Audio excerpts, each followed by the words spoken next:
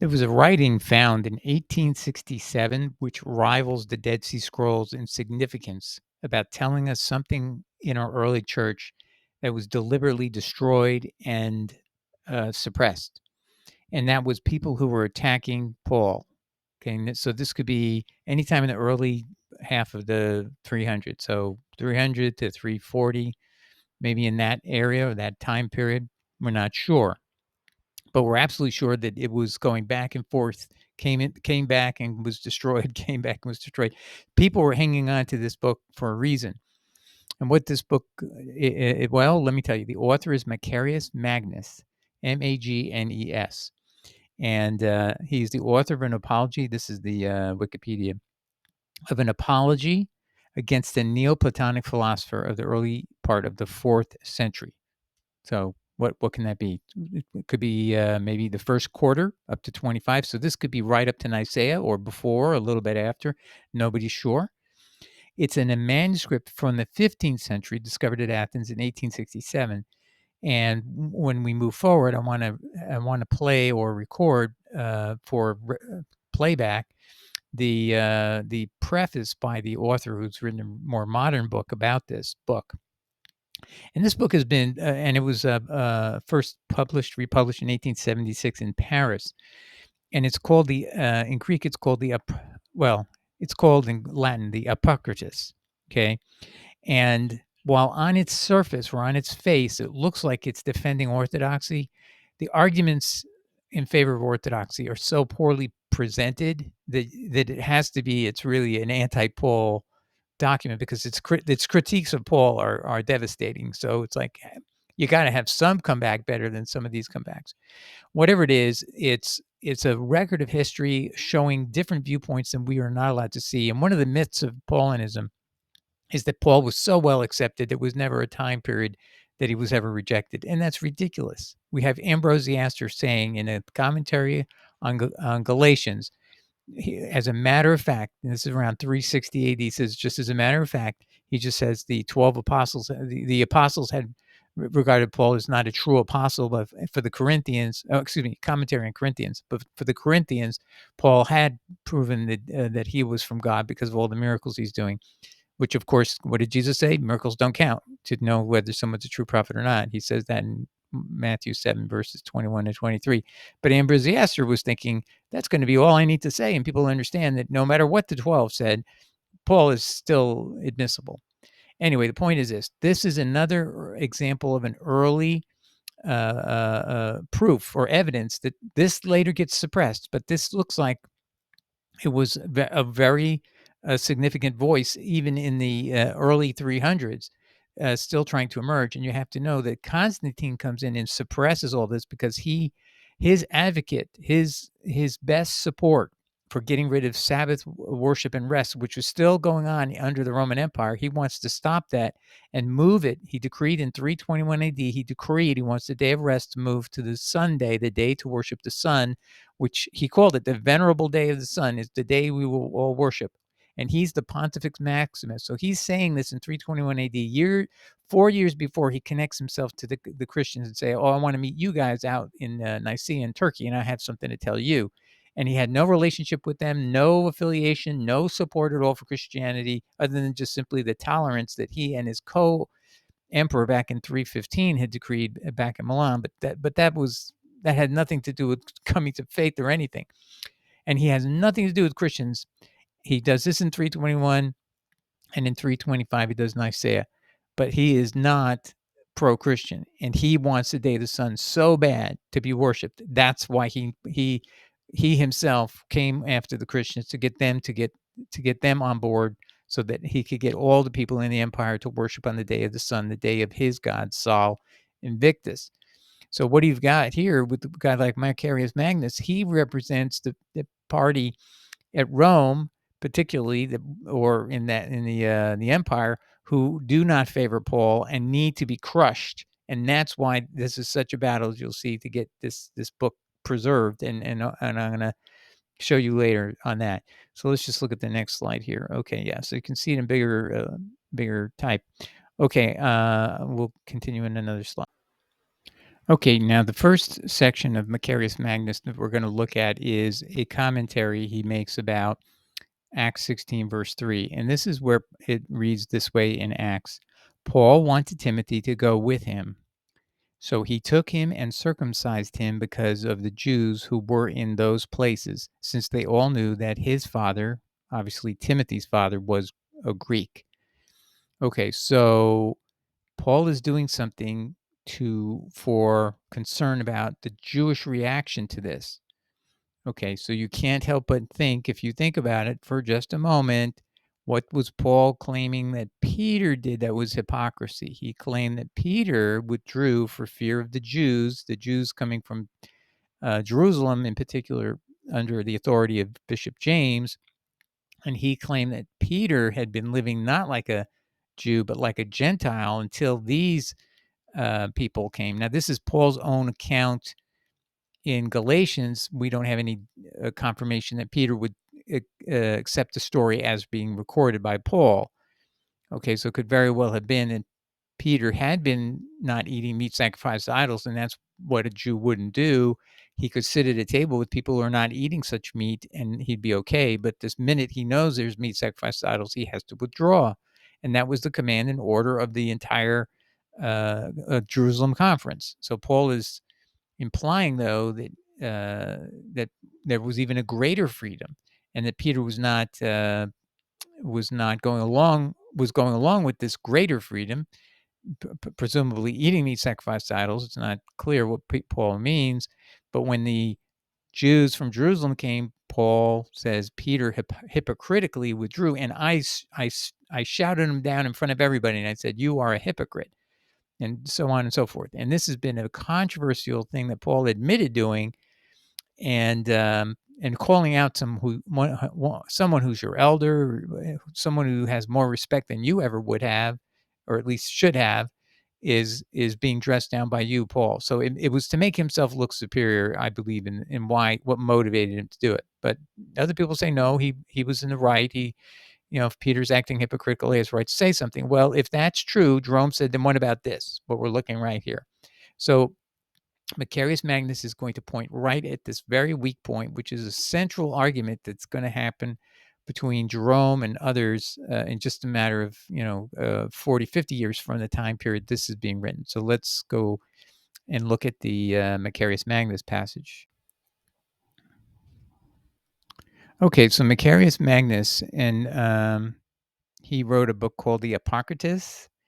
And in book 3, chapter 30, he's going to discuss what we just read there, Acts 16, verse 3, and he's going to discuss this. Now, remember, the hypothesis is that the reader is supposed to think that Magnus is the representing orthodoxy, and he's going to defend Paul.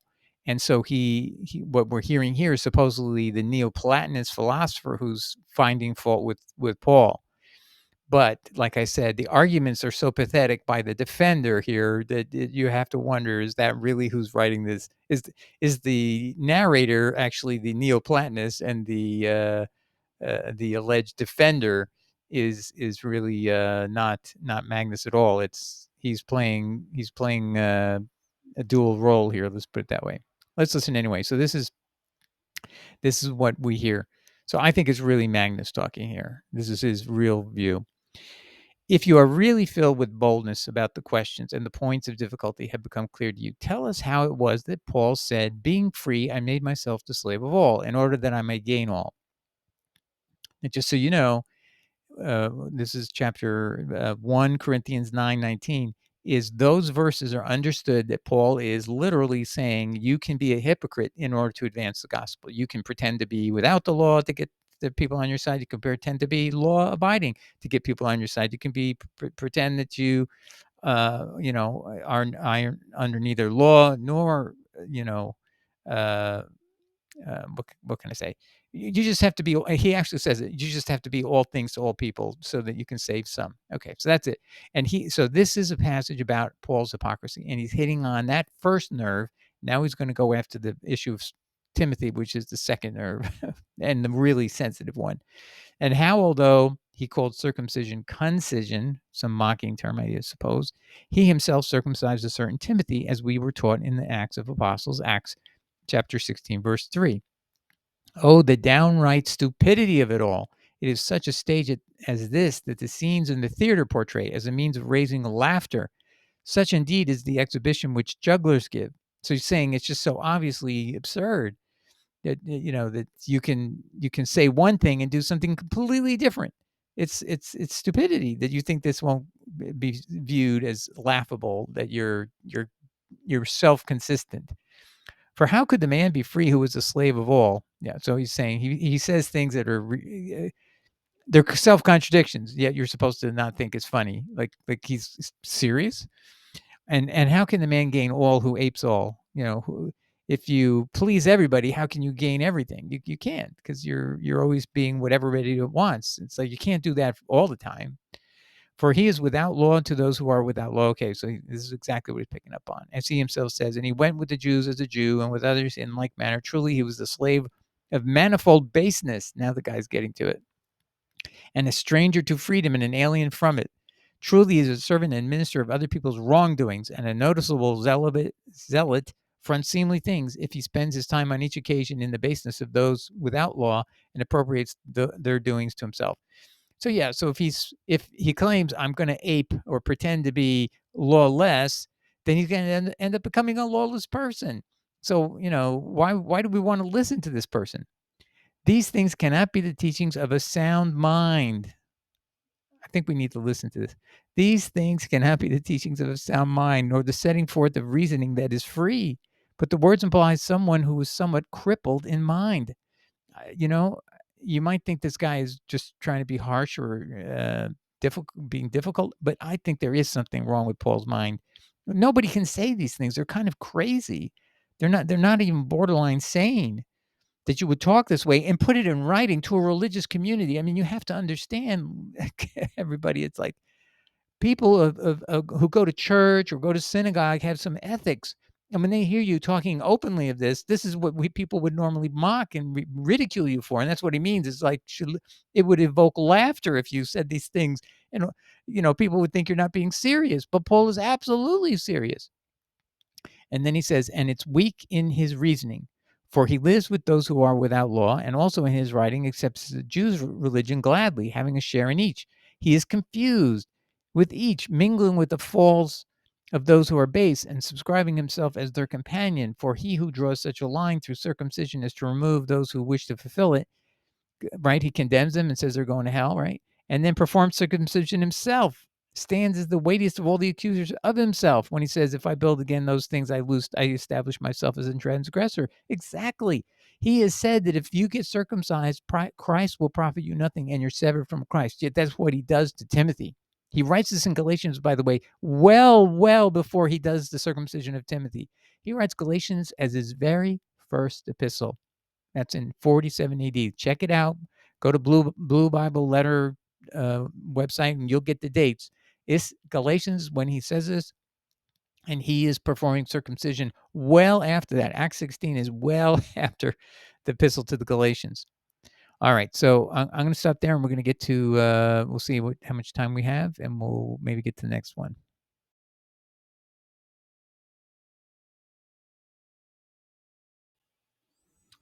Okay, so now is chapter 37, and this is the answer to that objection. So this is supposed to be, you're supposed to think Magnus, the one writing this, is the one who's standing in the position of defending against these arguments. Let's see. What do you think? When his chosen band had stirred up such a swarm of subjects against Paul, and the multitude of points had at length grown quiet again, like bees which have rushed to the attack in dense array, we, being as it were pierced all around by the stings of the difficulties raised. So he's admitting the sense is that he's been shot through, and he's been under attack, and it's like a swarm of bees have happened. Stood and fought. As if we were pierced all around by the stings of the difficulties raised, stood and fought against each in dire necessity, saying thus. So here is his defense. It is not right that you should abuse a great man for behaving towards those young in faith, just as a teacher or a doctor or a general does. For a teacher educates by imitating the stammering voice of his pupil. A doctor cures by placing himself in the patient's circumstances. And a general wins over a barbarian chief to his king by adopting his customs rather than by force of arms. Paul did similar good by being all things to all men. Sometimes he is a teacher imitating Gentiles in order to educate them to the gospel. Sometimes a doctor saying, "Who is weak? I am not weak," as if inflamed with trouble. 2 Corinthians 11:29. Sometimes a general softening men's prejudices by his strategy. So he went out to meet both those without law and the Jews, though he did not himself really feel as they. So, if you can't read the lines, he's just simply defending hypocrisy, pretending to be one thing when you're not. It's just that's the whole thing. Therefore, he only adopted circumcision in order to enrich the law with the gospel by giving way on one point. A good doctor may forbid a certain drug as being harmful, and yet in a bad case, he may combine it with other drugs in order to overcome the disease. Just so, Paul rejected circumcision, yet at a crisis, he combined it with the doctrines of the gospel. Okay, I mean, does that answer what he did? No, it doesn't. It's just trying to excuse that, well, doctors mix different things together, and you gotta do what you gotta do to get somebody healthy, and if it means lying and cheating and stealing, that's okay. But the answer is no, and we should, when we do those kind of things, we need to repent from them and change. But this guy is what? Defending not changing from hypocrisy. So this is where Paul leads you. When you finally think about what he's teaching you, you will end up in the pit of hell. Okay, so this is part one, and we're going to do another episode. We'll get into the next objection, which will be 1 Corinthians 9, verse 7. We'll see. All right, God bless. Take care, everyone. Ciao.